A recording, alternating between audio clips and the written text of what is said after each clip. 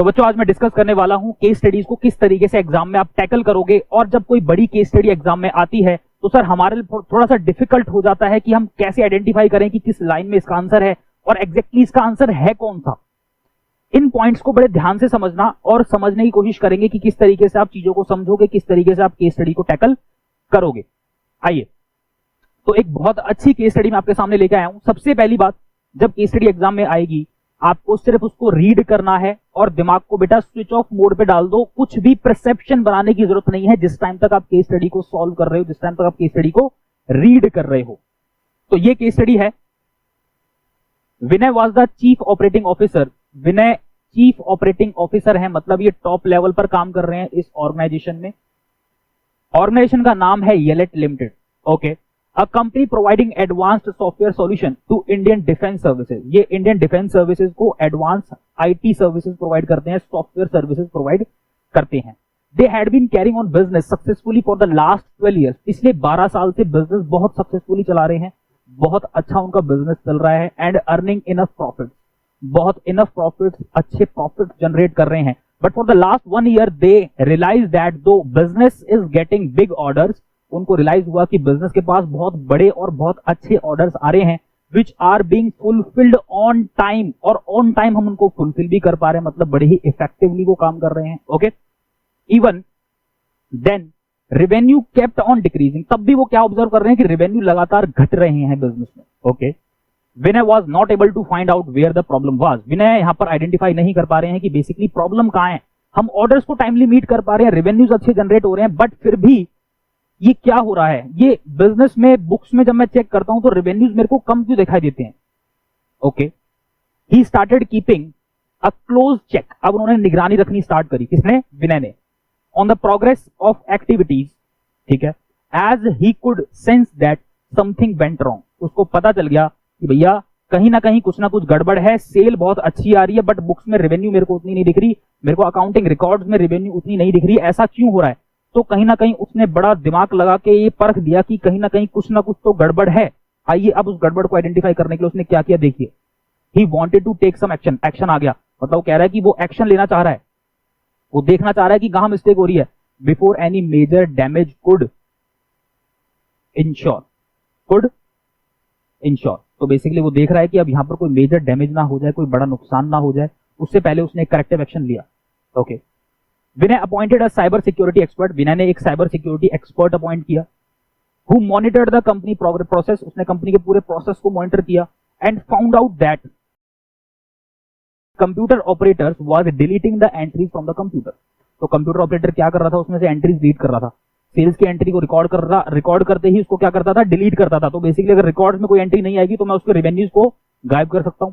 और उसने क्या किया, देखो एंट्री तो डिलीट करी ही, आगे देखो, was deleting the entry from the computer and pocketing the revenue। Entry को डिलीट करता, उस रेवेन्यू को अपनी जेब में डाल लेता। वाह जी वाह। आगे देखो, he caught and handed over to the police। उसको पकड़ा गया और पुलिस के हैंड ओवर कर दिया गया। बहुत अच्छा हुआ। This created an atmosphere of order and discipline। इसकी वजह से एक डिसिप्लिन का एटमोस्फेयर क्रिएट हुआ। ठीक है, अब तरीके से काम होना स्टार्ट हो गया in the organisation. Help in minimising dishonest behaviour on the part of the employee. अब एम्प्लॉयज को डर लगना स्टार्ट हो गया कि अगर हमसे कुछ मिस्टेक हो गई तो इस तरह के एक्शन हमारे ऊपर भी लिए जा सकते हैं, हो सकता है हमें भी कल को पुलिस के हवाले कर दिया तो, है कि नहीं, ऐसा हो सकता है। तो देख रहे हो अब यहां पर ना दिमाग लगाओ। अब सोचो, आपने पूरी आर्टिकल की तरह पढ़ लिया, अभी कुछ भी सोचने की जरूरत नहीं है। अभी क्या करना है, अभी सिर्फ दिमाग को स्विच ऑफ मोड पे डाल के रखो। जब तक कि आप इसको ना पढ़ लो, जब तक कि इसका जो एग्जैक्ट क्वेश्चन है उसको ना पढ़ लो, जब तक अपने दिमाग को स्विच ऑफ मोड पे रखो। अभी सिर्फ आपने एक आर्टिकल की तरह, एक स्टोरी की तरह आपने चीजों को पढ़ा है, बस दैट्स इट। अब सोचना स्टार्ट करना है। देखो ध्यान से, identify the function of management highlighted in the above paragraph. कौन सा फंक्शन ऑफ मैनेजमेंट यहां पर फॉलो हुआ है। बस अब मेरा सोचने का क्राइटेरिया मेरे को मिल गया कि मेरे को किस हद तक सोचना है। मेरे को पता है फंक्शन ऑफ मैनेजमेंट में 5 फंक्शन है, planning, organising, staffing, directing, controlling. बस अब मेरे को इसी के इर्द गिर्द सोचना है। मैं अगर पूरी केस स्टडी पढ़ के स्टार्टिंग से कुछ परसेप्शन लगाने लग जाता था ना, तो मेरे दिमाग में बहुत सारी चीजें आ रही थी, राइट। अभी मेरे दिमाग में बहुत सारी चीजें कैसे आ रही थी सर, देखो अब यहां पर आपको ऐसा भी लग रहा होगा कि कोई प्लानिंग की बात है, सर यहाँ पर प्लानिंग की भी तो बात हो रही है कि वो करेक्टिव एक्शन लेने वाला है, तो प्लान कर रहा है कि नहीं। अब यहाँ पर डिफरेंट फंक्शन आपके दिमाग में आने स्टार्ट हो जाएंगे। जब केस स्टडी को आप पढ़ रहे हो तो स्टार्टिंग से कोई भी परसेप्शन बना के मत चलो। क्या करना है, जब तक कि आप लास्ट क्वेश्चन को ना पढ़ लो, और क्वेश्चन को बेटा पूरा पढ़ना, क्योंकि यहाँ फंक्शन ऑफ मैनेजमेंट बोला है। फंक्शन ऑफ मैनेजमेंट आइडेंटिफाई करने के बाद आगे बोल देगा कि इसके अंदर से कौन सी इंपॉर्टेंस यहाँ पर फॉलो की गई है। फिर क्वेश्चन में जल्दबाजी नहीं करनी, पूरा क्वेश्चन ध्यान से पढ़ना है। पढ़ लिया मैंने, फंक्शन ऑफ मैनेजमेंट पूछ रहा है बस। क्या प्लानिंग है सर, लग तो रहा था लेकिन प्लानिंग नहीं हो सकता। क्यों? क्योंकि प्लानिंग में मैं टारगेट्स को सेट करता हूं। यहां पर टारगेट सेट करने की बात करिए नहीं सर, यहां पर तो डेविएशंस को आइडेंटिफाई करने की बात कर रहे हैं, कुछ मेजर्स, करेक्टिव मेजर्स लेने की बात कर रहे हैं। और ये तो सिर्फ किसमें होता है, किसमें होता है, किसमें होता है सर? कंट्रोलिंग में होता है। प्लानिंग में टारगेट सेट किए जाते हैं, ऑर्गेनाइजिंग में अरेंजमेंट ऑफ रिसोर्सेज की बात होती है, स्टाफिंग में मैं रिक्रूटमेंट की बात करता हूं, हायरिंग की बात करता हूं। अच्छा, डायरेक्टिंग में मैं लीडिंग मोटिवेशन की बात करता हूं। तो बचा क्या? कंट्रोलिंग। सर कंट्रोलिंग में ही हो सकता है कि यहां पर वो करेक्टिव मेजर्स लेने की बात कर रहा है, यहां पर वो पुलिस भी एक्शन ले रही है। देखो सर, गलतियों को आइडेंटिफाई करने की बात हो रही है, डेविएशंस को आइडेंटिफाई करने की बात हो रही है। बुक्स में सेल के टारगेट्स मीट हो रहे हैं, बट बुक्स में उतनी रेवेन्यूज नहीं दिख रही।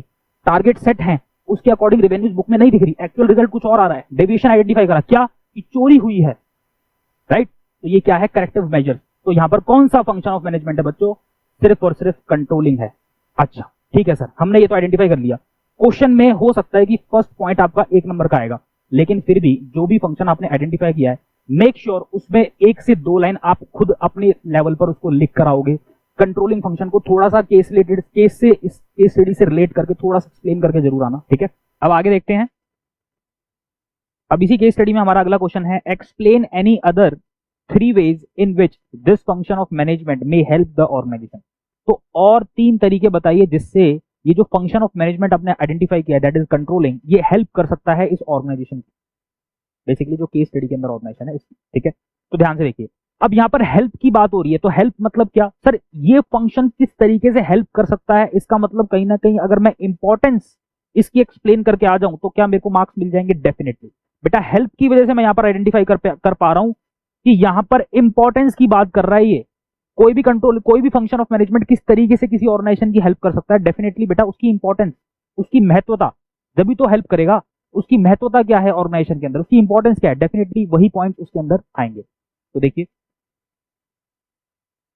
तो पहले मैंने आइडेंटिफाई कर लिया है कि कंट्रोलिंग फंक्शन है। उसके बाद 3 और तरीके बताने हैं, तो मैंने यहाँ पर आपको 5 जो इसके इंपॉर्टेंस वाले पॉइंट है वो 5 लिख दिए। आप कोई भी 3 इसमें एक्सप्लेन करके आ सकते हो, और मेक श्योर इसको भी आप एक्सप्लेन करके आओगे, और इनको भी 2-2 लाइन में, 3-3 लाइन में आप इनको एक्सप्लेन करके आओगे।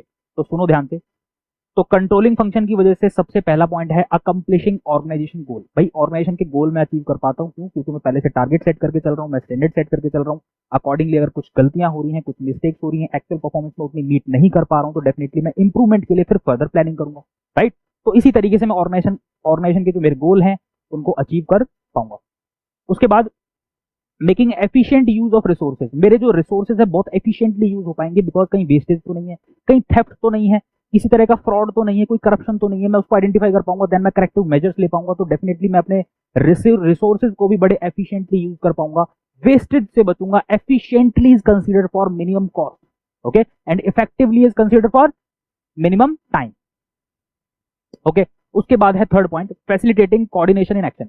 अब जब मेरे पास ब्लूप्रिंट है, मेरे पास टारगेट किस तरीके से मेरे को मूव ऑन करना है, मेरे को पता है किस तरीके से टारगेट को अचीव करना है, सेट स्टैंडर्ड्स को किस तरीके से अचीव करना है, तो डेफिनेटली मैं उसी के अकॉर्डिंग मूव ऑन कर पाऊंगा। एक तालमेल बन पाएगा डिफरेंट डिपार्टमेंट्स में, कोऑर्डिनेशन बहुत अच्छा हो पाएगा।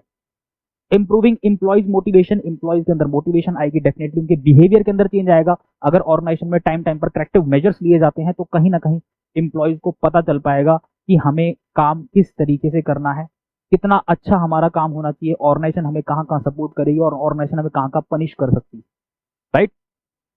उसके बाद है जजिंग एक्यूरेसी ऑफ स्टैंडर्ड। तो बेसिकली मैं एक्यूरेसी को आइडेंटिफाई कर पाऊंगा, ठीक है। मेरे को पता होगा कि मैं हर लेवल पर आइडेंटिफाई कर पाऊंगा कि मैंने जो टारगेट सेट किए थे, मेरे रेवेन्यूज के टारगेट थे मान लो 10 लाख रुपए के, बट वो अचीव नहीं हो पा रहे हैं। हर बार मैं चेक करता रहूंगा क्यों अचीव नहीं हो पा रहे, मैं करेक्टिव मेजर्स लेता रहूंगा। तो डेफिनेटली एक एक्यूरेसी आ पाएगी मेरे स्टैंडर्ड, ओके। तो ये पॉइंट्स हैं, इन पॉइंट्स में से आप कोई भी 3 पॉइंट एक्सप्लेन करके आओगे। मेक श्योर पॉइंट्स को एक्सप्लेन जरूर करके आना, और अकॉर्डिंग टू वेटेज लिखना है। ऐसा नहीं है कि कंट्रोलिंग फंक्शन लिखा पूरा पेज उसके ऊपर लिख दिया।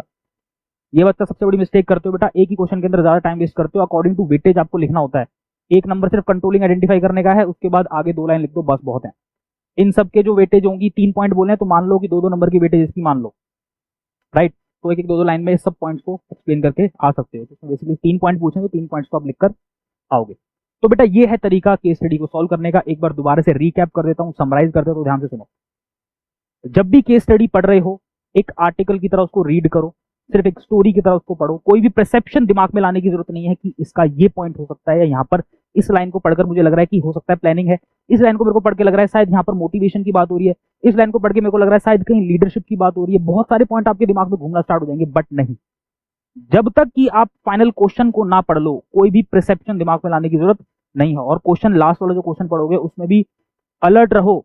यहां फंक्शन ऑफ मैनेजमेंट की बात कर रहा है, पीछे आगे बोल देगा कि फंक्शन ऑफ मैनेजमेंट में कौन सी इंपॉर्टेंस है या कौन सा ऑब्जेक्टिव है। उस क्वेश्चन को बेटा ध्यान से पूरा पढ़ना है।